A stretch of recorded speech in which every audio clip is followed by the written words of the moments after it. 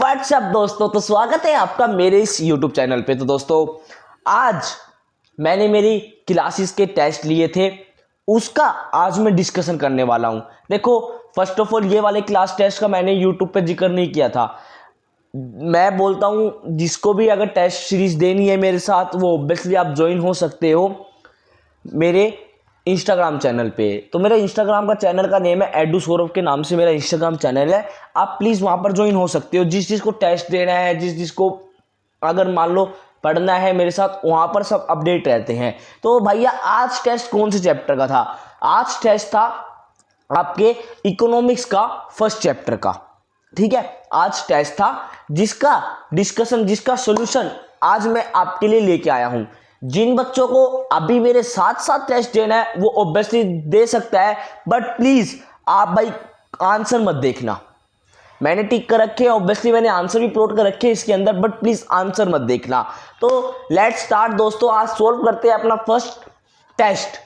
Test series चलती रहेगी। जिसको भी टेस्ट देना है प्लीज मेरे इंस्टाग्राम पे फॉलो कर लेना मेरा अकाउंट, जिससे कि आपको नॉलेज आती रही। ठीक है दोस्तों, तो भाई आज बात करते हैं अपन कि किस किस का टेस्ट था, कौन से सब्जेक्ट का टेस्ट था। आप देखो, चैप्टर फर्स्ट का टेस्ट था इकोनॉमिक्स का, economy and economics. Economic and economics का चैप्टर था, उसका टेस्ट था। मिनिमम 30 मार्क्स का मैंने टेस्ट लिया था। इस टेस्ट में खासियत ये है, आपका फुल कवरेज ऑफ चैप्टर है। फुल कवरेज ऑफ चैप्टर है। एमसीक्यू है, वो बहुत ही इंपॉर्टेंट है, जो कि आपके एक बढ़िया स्टडी के लिए हेल्पफुल है। तो लेट्स स्टार्ट दोस्तों, आज क्रैक करते हैं इस एग्जाम को। इस टेस्ट को अपन सोल्व करते हैं बढ़िया तरीके से। तो क्या बोलते हैं भाई, फर्स्ट जो क्वेश्चन है वो 10 एमसीक्यू कवर करते हैं 3 मार्क्स के। तो क्या, economic is derived from Greek word, economic is derived from Greek word oblique dash, मतलब ब्लैंक है उसके बाद। तो इसमें ऑप्शन क्या देखा है, ओकियोस, ओकिसिस, ओकियोसिस और नन ऑफ दिस। तो आंसर तो इसका क्या है, ओकियोस, जिसका मतलब है हाउस होल्ड। ये मैंने मेरा कॉन्सेप्ट कवर कर रखा है। ठीक है दोस्तों, नेक्स्ट क्वेश्चन में पूछते हैं। सेकंड क्वेश्चन क्या बोलता है, क्या choice is the outcome of, choice is the outcome of, किसका आउटकम है अपना चॉइस? डिसीजन मेकिंग का, बी बोलता है स्केर्सिटी का, सी बोलता है इकोनॉमिक प्लानिंग का, और डी बोलता है both, B and C. B and C मतलब स्केर्सिटी एंड इकोनॉमिक प्लानिंग। अपन ने इकोनॉमिक प्लानिंग के अंदर भी पढ़ा था कि choice is itself a economic problem. ये अपन ने पढ़ा था, यहाँ पर सॉरी प्रॉब्लम आता, यहाँ पर प्लानिंग नहीं प्रॉब्लम आता, ड्राफ्टिंग में गलती हुई, यहाँ पर प्रॉब्लम आता। तो क्या होता है कि ये डी ऑप्शन इसमें करेक्ट है कि चॉइस किस का आउटकम है, स्केर्सिटी का और इकोनॉमिक प्रॉब्लम का आउटकम है। ठीक है दोस्तों, अब बढ़ते हैं नेक्स्ट। थर्ड क्वेश्चन क्या बोलते हैं, माइक्रो इकोनॉमिक और मैक्रो इकोनॉमिक वो कॉन्सेप्ट किसके हैं? जो माइक्रो इकोनॉमिक है और जो मैक्रो इकोनॉमिक है ना, वो कॉन्सेप्ट किसके हैं? ए इकोनॉमिक के हैं, वर्ल्ड सब्जेक्ट के हैं, इकोनॉमिक सब्जेक्ट के हैं, and none of this. Obviously answer क्या है, economic subject. Additional question of the 11th class, उसमें एक क्वेश्चन पूछा गया है। ठीक है दोस्तों, फोर्थ क्वेश्चन पे अपन बात करते हैं। A statement what does not offer any suggestion is known as, वो स्टेटमेंट कौन सी है जो कि अपन को जजमेंट ऑफर नहीं करती? तो क्या है उसका, positive statement, normative statement, motive statement, B and C. Motive statement तो ऑब्वियसली होती नहीं है, ठीक है, बी एंड सी हो नहीं सकती, दो ऑप्शन तो कट गए। नॉर्मेटिव या पॉजिटिव में एक से आएगा। आंसर क्या है दोस्तों इसका, पॉजिटिव स्टेटमेंट। ठीक है, उम्मीद करता हूं कि आपको ये एमसीक्यू ऑब्वियसली रिवाइज होंगे और आपको पता होगा। फिफ्थ पॉइंट क्या बोलते हैं, इन फ्री इकोनॉमिक एक्टिविटी आज controlled by the, free economy के अंदर इकोनॉमिक कौन, मतलब इकोनॉमिक जो एक्टिविटी है ना, वो ओन मैनेज कौन करता है? गवर्नमेंट करती है, सेंट्रल गवर्नमेंट या प्लस स्टेट गवर्नमेंट करती है। सी ऑप्शन बोलता है कि मार्केट फोर्स करती है, डी बोलता है नन ऑफ दिस। तो आंसर है दोस्तों इसका मार्केट फोर्सेस इसको कंट्रोल करती है, कोई फ्री इकोनॉमी को ओन एंड मैनेज करती है। ठीक है दोस्तों, अब बात करेंगे अपन नेक्स्ट। तो नेक्स्ट क्या है, स्टेटमेंट फर्स्ट बोलता है कि positive statement are verifiable for truth. Positive जो स्टेटमेंट है ना, वो ट्रूथ को वेरीफाई करती है। दूसरा बोलता है normative statement led to controversy and debates. जो नॉर्मेटिव स्टेटमेंट है ना वो कंट्रोवर्सी और डिबेट को मतलब ओपन करती है या फिर उसके बारे में बताती है। तो फर्स्ट इसका क्या है, statement are false. B option बोलता है स्टेटमेंट आर ट्रू। सी बोलता है स्टेटमेंट 1 सही है दूसरी गलत है। और डी बोलता है कि both statement are not dependent. Both statement are not dependent, कि ये जो स्टेटमेंट है ना ये पैदाइशी या फिर मतलब शुरू से ही गलत है। ठीक है, तो आंसर दोस्तों इसका क्या है, स्टेटमेंट आर ट्रू। ये स्टेटमेंट ट्रू है। नेक्स्ट एमसीक्यू में बढ़ते हैं अपन। In dash the degree of consumer sovereignty is high. मतलब कंज्यूमर की जो क्या नाम है, जो प्रोडक्ट कंज्यूमर को चाहिए वही बनाने की डिग्री किसके अंदर होती है, मार्केट इकोनॉमी के अंदर होती है, मिक्स्ड इकोनॉमी के अंदर होती है, सेंट्रली प्लान्ड इकोनॉमी के अंदर होती है, या फिर बोथ ए एंड सी। तो आंसर दोस्त है इसका बोथ ए एंड सी। ठीक है, उम्मीद करता हूँ कि आपको ये समझ में आ रहा होगा। 8 पॉइंट क्या बोलता है, normative economy deal with. Normative जो आपकी इकोनॉमी है ना वो किससे डील करती है। ए बोलता है फैक्ट, बी बोलता है ओपिनियन, सी बोलता है both C and B, both A and B, sorry both A and B, और डी बोलता है नन ऑफ दीज। तो दोस्तों आंसर इसका ओपिनियन। ओपिनियन जो है ना, ओपिनियन पे डील करते हैं कौन, normative economy. 9th, दैश is the system in which the people of an area earn their living. मतलब वो कौन सा सिस्टम है जिसमें पीपल है ना अर्न करता है अपने एरिया के अंदर रह के। Economy, economics, both of these, none of these. तो दोस्तों आंसर इसका है इकोनॉमी। आपके बुक के एमसीक्यू के अंदर ये पार्ट कवर है। ठीक है। 10th, resource of satisfy human wants are. जो रिसोर्सेज ह्यूमन वांट्स के पास है जो कि उसकी नीड्स को सेटिस्फाई करते हैं वो क्या है, लिमिटेड है, अनलिमिटेड है, अवेलेबल एट 0 प्राइस, या नन ऑफ दीज। तो दोस्तों आंसर क्या है इसका, लिमिटेड। ये क्वेश्चन 1 10 मार्क्स कवर हो चुके हैं। उम्मीद करता हूँ कि बच्चों के 10 के 10 आए होंगे, क्योंकि ये आपके पूरे कंप्लीट ही मैंने बुक से निकाल रखे थे और कुछ एडिशनल निकाल रखे थे। अब बात करेंगे अपन क्वेश्चन नंबर 2 के बारे में। तो चलिए दोस्तों क्वेश्चन नंबर 2 के बारे में स्टार्ट करते हैं अपन। ठीक है, मोस्ट इंपॉर्टेंट चैप्टर है, समझना क्वेश्चन कहां से फ्रेम हुए। ठीक है दोस्तों, तो फर्स्ट क्वेश्चन क्या बोलता है, क्वेश्चन के लिए अलग मार्किंग, आंसर के लिए अलग marking. Explain how scarcity and choice go together. Scarcity और चॉइस कैसे साथ साथ चलती है, ये अपन को इसके अंदर एक्सप्लेन करना है। उम्मीद करता हूँ कि ये क्वेश्चन आपको आ गया होगा, नहीं आया तो प्लीज मेरे साथ समझ लेना।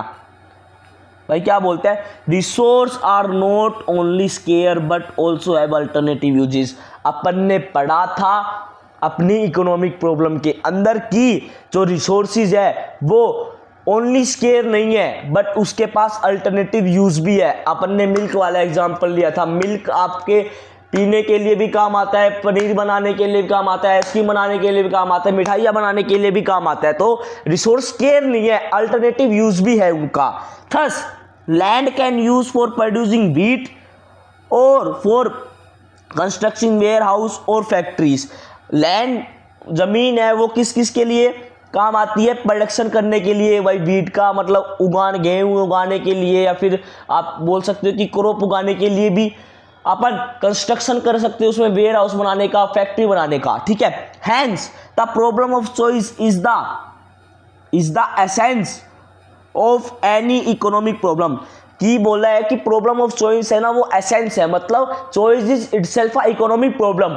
आपकी जितनी ज़्यादा चॉइस रहेगी ऑब्वियसली आपकी जो इकोनॉमी है वो उतना ज़्यादा प्रॉब्लम में आएगी। लाइक मान लो आप आज सोच रहे हो कि मेरे को BMW खरीदनी है, BMW के बाद आप क्या सोचोगे कि मेरे को बुगाटी खरीदनी है। यार ये आपकी चॉइस है, तो जितनी आपकी चॉइस रहेगी ऑब्वियसली उतनी इकोनॉमिक प्रॉब्लम रहेगी। इकोनॉमिक प्रॉब्लम क्यों होती है, क्योंकि रिसोर्स अपने पास क्या है, लिमिटेड है। पीपल की जो डिमांड है वो अनलिमिटेड है, तो इसलिए बोलता है कि resource problem is essence of the economic problem. Choice है ना जो वो है वो एसेंस करती है, मतलब वो उत्पादन करती है इकोनॉमिक प्रॉब्लम का। However, if resources were not scarce, one could have anything anytime. अगर मान लो रिसोर्सेज स्केयर ना हो तो एक बंदे के पास सब कुछ हो सकता है एक टाइम पे, and there would be no problem of scarcity, उसके अंदर कोई प्रॉब्लम भी स्केरसिटी की अब उत्पादन नहीं होगी। इसलिए बोलते हैं कि स्केरसिटी भी इंपॉर्टेंट है। उम्मीद करता हूँ कि आपको ये फर्स्ट वाला क्वेश्चन अच्छी तरह समझ में आ गया होगा। सेकंड क्वेश्चन ऑब्वियसली आपके लेक्चर के अंदर कवर था, statement the fundamental fact that led to the emergence of economic problem.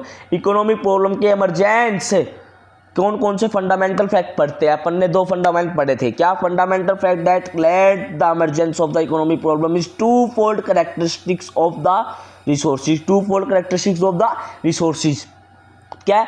Resources are scarce, resources have alternative uses. ये दो फंडामेंटल है जिस जो कि बताता है कि अपनी इकोनॉमिक इमरजेंस हो सकती है।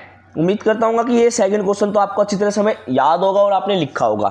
ठीक है, थर्ड क्वेश्चन की बात कर लेते हैं कि what do you mean by positive economy, right a suitable example. Positive economy क्या होती है उसके एग्जांपल लिख दो। कवर है ऑब्वियसली नोट्स के अंदर, और उम्मीद करता हूँ कि आपने अटेम्प्ट भी किया होगा। ये भी सुन लो, जैसा मैंने अटेम्प्ट करवाया अभी इस पेपर के अंदर, इस क्वेश्चन के अंदर वैसा ही लिखा है तो जब भी मार्क्स देना, वरना मत देना, जो जो बच्चे सोल्व करके बैठ चुके हैं। तो positive economy is the branch of economy which deal with such issue which are verifiable. Positive economy वो इकोनॉमी होती है जो कि वो डील करती है उस इशू के जो कि वेरीफाइबल है, जो कि वेरीफाइबल है, फिर ट्रूथ के ऊपर डिपेंड करते हैं। ठीक है, इसका एग्जांपल क्या है? 21 population of India is below poverty line. Obviously 21% of population आज भी पॉवर्टी लाइन के नीचे है। यह है पॉजिटिव इकोनॉमी, जो ट्रूथ के बारे में बताती है, जो कि वेरीफाइबल है। ठीक है दोस्तों, उम्मीद करता हूँ कि थर्ड क्वेश्चन भी आपने अच्छी तरह अटेम्प्ट किया होगा और आ गया होगा। ये क्वेश्चन बहुत मोस्ट इंपॉर्टेंट है। ये वाला क्वेश्चन समझना, इसको कैसे कैसे इंप्लीमेंट करना है, कैसे कैसे आपने समझा है। ठीक है दोस्तों, और कैसे कैसे आपने लिखा है ये प्लीज आज इस क्वेश्चन के अंदर आप देख लेना। क्या? Economic is about the making choice in the presence of scarcity. Economics वो चीज है क्या कि अपन को चॉइस बनानी रहनी है किसके प्रेजेंस के अंदर? स्केर्सिटी के प्रेजेंस के अंदर। एक्सप्लेन करो सर, बताओ। If there were no scarcity, अगर अपने पास स्केर्सिटी ना हो रिसोर्सेज की, there would not have been any economic problem और the problem related to choice. अगर स्केर्सिटी ना हो, मान लो रिसोर्स अपने पास लिमिटेड ना हो, तो क्या आपके पास प्रॉब्लम होगी कुछ ना कुछ परचेज करने की? क्या आपकी चॉइस एंड होगी? नहीं होगी ना, आपकी चॉइस बढ़ती रहेगी। यार मान लो आपके पास अनलिमिटेड पैसा है, अनलिमिटेड पैसा है, आपकी आज चॉइस है कि आपको BMW खरीदनी है, भाई खरीद ली। जब भी आपके पास ढेर सारा पैसा पड़ा है, बुगाटी खरीदनी है, भाई खरीद लिया। यहाँ पर आपको मान लो मैंशन बनाना है, भाई बना लिया। यार क्या आपकी चॉइस खत्म होगी? नहीं होगी ना। इसलिए बताया, इसमें इसलिए बोला है कि अगर स्केर्सिटी ना हो, अपने पास रिसोर्सेज की कमी ना हो, तो कोई भी प्रॉब्लम अराइज नहीं होगी इकोनॉमी के अंदर, और आपकी जो चॉइस है ना, प्रॉब्लम रिलेटेड टू चॉइस, वो भी एंड नहीं होगी। In the absence of scarcity के एब्सेंस में the concept of unlimited wants does not exist. Obviously है, अगर मान लो अपने पास रिसोर्सेज बहुत ज्यादा अमाउंट में पड़ा है, तो क्या प्रॉब्लम जो ह्यूमन की अनलिमिटेड वांट है उसकी प्रॉब्लम अपने पास राइज होगी? नहीं होगी भाई, क्योंकि रिसोर्सेज पड़े हैं, ऑब्वियसली अनलिमिटेड डिमांड होगी। रिसोर्सेज तो पड़े हैं। मान लो मैं बोलता हूं भाई मेरे पास अनगिनत पैसा है, मेरी अनलिमिटेड वांट्स भी है, मैं उन पैसों से मेरी वांट्स कंप्लीट कर सकता हूं। ये बात में सेटिस्फाइड हो भाई, ये मैं कर सकता हूं। इसमें मेरे को ये बताओ, क्या मेरी अनलिमिटेड वांट की जो प्रॉब्लम है वो अराइज हुई? नहीं हुई ना। यही बोलता है स्केर्सिटी अगर नहीं होगी तो अपने पास अनलिमिटेड वांट्स की जो कॉन्सेप्ट है, जो कि प्रॉब्लम है ना, वो अराइज नहीं होगी, वो एग्जिस्ट नहीं करेगी। When resources are not limited, अगर रिसोर्सेज लिमिटेड ना हो and wants are no longer unlimited, अगर रिसोर्सेज अपने पास लिमिटेड ना हो तो ऑब्वियसली जो अपनी वांट है ना वो अनलिमिटेड भी नहीं होगी, मतलब क्या नाम है, उसकी जो प्रॉब्लम है वो अराइज नहीं होगी। Where is the problem of choice. अब इसमें बताता है कि प्रॉब्लम ऑफ चॉइस कैसे हो, मतलब क्या नाम है, कहाँ गई भाई, कहाँ गई। आपने बोला है कि कॉन्सेप्ट के अंदर की economy choice is itself a problem of economic, obviously, पर वो कहाँ गई। अगर मान लो अपने पास रिसोर्सेज बहुत ज्यादा है, ठीक है, और अपनी अनलिमिटेड डिमांड भी कंप्लीट हो रही है, अनलिमिटेड जो अपनी क्या नाम है बॉन्ड्स है वो कंप्लीट हो रही है, तो क्या चॉइस की प्रॉब्लम कहाँ गई भाई, कहाँ गई, क्वेश्चन मार्क है।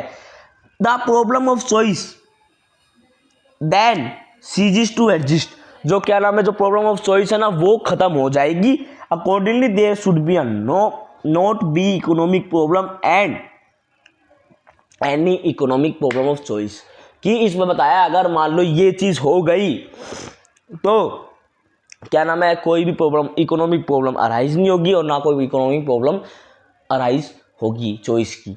उम्मीद है फोर्थ क्वेश्चन आपको अच्छी तरह समझ में आ गया होगा। नेक्स्ट क्वेश्चन अराइज होता है कि define economy, what do you mean by micro economy और मैक्रो इकोनॉमी। तो क्या बोलता है, इकोनॉमी की द साइंस, अपन ने पढ़ा था economy the science of human behaviour concerned with the allocation of secure resources in such a manner, तो क्या consumer can maximise their satisfaction, अपन जो रिसोर्सेज है ना उसको एक अच्छी तरीके से लगाएं जिससे कि जो आपका को जो कंज्यूमर है ना वो सेटिस्फैक्शन मैक्सिमम सेटिस्फैक्शन अचीव कर सके। Producer can maximise their profit, producer अपना प्रोडक्शन बनाए, मतलब प्रोडक्ट बनाए उससे प्रॉफिट कमा सके। And society can maximise its welfare, society अपना वेलफेयर मैक्सिमाइज कर सके। इकोनॉमी क्या होती है, माइक्रो इकोनॉमी क्या होती है, माइक्रो इकोनॉमी होती है study economic relation at the level of individual, individual level के ऊपर स्टडी करना उसको अपन कहते हैं माइक्रो इकोनॉमिक्स, और level of economy as a whole पे स्टडी करना उसको अपन कहते हैं मैक्रो इकोनॉमिक्स। ठीक है, फिफ्थ क्वेश्चन भी डन हो चुका। सिक्स्थ क्वेश्चन अब बात करते हैं कि define the qualification of economy on the basis. देखो ये क्वेश्चन 3 मार्क्स का था तो ऑब्वियसली अपन डेफिनेशन लिख के कर सकते हैं। अगर मान लो ये 5 मार्क्स का हो तो प्लीज आप इसमें 3-3 पॉइंट बना के आना। ठीक है, अब अपन क्लासिफिकेशन ऑफ इकोनॉमी कर सकते हैं। तो क्या भाई, फर्स्ट बोलता है centrally planned economy, centrally planned economy, तो these are the economy which the economy activity are firmly controlled by the government and some government central authority. भाई नाम ही है कंट्रोल प्लान्ड इकोनॉमी, तो वो कौन कंट्रोल करेगा, वो गवर्नमेंट कंट्रोल करेगी या फिर क्या नाम है सेंट्रल अथॉरिटी कंट्रोल करेगी जिसको मैनेज ओन करता है इकोनॉमिक एक्टिविटी को। दूसरा बोलते हैं free economy, these are the economy where the economy activity are controlled by the market forces, market forces इसको क्या करेगी, कंट्रोल करेगी। Demand and supply market forces में आता है, तो ऑब्वियसली आप मान सकते हो कि इसमें प्राइवेट सेक्टर का भी इंडिविजुअल का रोल होता है। मिक्स्ड इकोनॉमी क्या है, are the economy where the economic activity are control manage owned by the government, free play of market forces but regulated by the government. क्या इसके अंदर दोनों करते हैं काम, गवर्नमेंट भी और आपकी फ्री मार्केट फोर्सेस, बट क्या नाम है इसको रेगुलेट कौन करता है, गवर्नमेंट रेगुलेट करती है। ठीक है, उम्मीद है 6 क्वेश्चन भी आपको अच्छी तरह समझ में आ गया होगा और आपने अटेम्प्ट किया होगा। अब लास्ट क्वेश्चन है 1 नंबर का, 2 मार्क्स में अंदर पूछा जाता है, what do you mean by simple economy. Simple economy का मतलब क्या होता है, a simple economy is the one in which the degree of interdependence and exchange of the moderate degree. बोलता है कि सिंपल इकोनॉमी है ना एक वो इकोनॉमी होती है जिसके अंदर इंटरडिपेंडेंस है, इंटरडिपेंडेंस मतलब किसी के ऊपर डिपेंड नहीं है अपन, मतलब आप मार्केट में गए सामान ठाया चल आगे भाई, ये क्या सिंपल इकोनॉमी है, किसी के ऊपर आप डिपेंड नहीं हो। ठीक है ना, एक्सचेंज नहीं है गुड्स एंड सर्विसेज का, जैसे बोलते हैं ना कि वो भाई एक्सचेंज, मान लो कि ना मैं आपको वो ग्रेन दूंगा आप मेरे को बाजार देने, ये एक्सचेंज नहीं है। ओनली एक्सचेंज किसका है, पैसों का, मैंने माल ठाया आपने पैसे दिए। ठीक है, of a moderate degree, moderate degree मतलब एक मॉडरेट रेट पे, रीजनेबल रेट पे, ठीक है, उम्मीद करता हूँ कि ये क्वेश्चन पेपर आपको अच्छी से समझ में आ गया होगा। मैंने बढ़िया से एक्सप्लेन कर दिया है। प्लीज़ दोस्तों इसको ज़्यादा से ज़्यादा शेयर करना अभी सभी दोस्तों के पास। मिलते हैं नेक्स्ट वीडियो के अंदर। जितने भी पेपर होते रहेंगे वो आपको ऑब्वियसली यूट्यूब के माध्यम से सोल्व करवाए जाएंगे। और भाई जिसको भी अपडेट लेना है कि कब टेस्ट है, जो भी भाग लेना चाहते हैं, तो प्लीज़ मेरी इंस्टा आईडी एडूसोल्व के नाम से फॉलो कर लो। तो दोस्तों मिलते हैं नेक्स्ट पेपर के अंदर और नेक्स्ट वीडियो के अंदर। बहुत ही अमेजिंग सा सेशन आने वाला है बिजनेस स्टडीज़ का, तो वेट करना दोस्तों 11th क्लास वाले। तो बाय बाय, अभी मिलते हैं इस वीडियो के माध्यम से। थैंक यू, और उम्मीद करता हूँ कि आपको ये क्वेश्चन पेपर अच्छा लगा होगा। कमेंट बॉक्स में बताना कि पेपर कैसा था, एक्सप्लेनेशन कैसी थी। तो बाय।